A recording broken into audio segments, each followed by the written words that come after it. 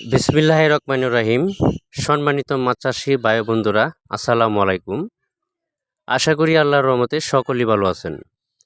আজকে আমি আলোচনা করব 2024 সালের নতুন বছরের পাবদা মাছের সম্পর্কে। যারা এ গ্রেডের অর্থাৎ বড় ব্রড মাছ থেকে উৎপাদিত পাবদা মাছের পোনা খুঁজতেছেন, তারা আমাদের কাছ থেকে এই পোনাগুলো ক্রয় করে নিয়ে অনায়াসে কালচার করে বা 15টা 16টা এরকম সাইজের নিয়ে এসে তারপরে বিক্রি করতে পারবেন বাজারও। অবশ্যই বাংলাদেশের যে কোনো হ্যাচারি থেকে মাছের পোনা ক্রয় করেন না কেন, অবশ্যই ভাইরাস মুক্ত দিকে বড় ব্রড মাছ থেকে উৎপাদিত যে পোনাগুলো আছে এই পোনাগুলো ক্রয় করার চেষ্টা করবেন। তাহলে অল্প সময়ের ভিতরে এই পোনাগুলো হারভেস্ট করতে পারবেন।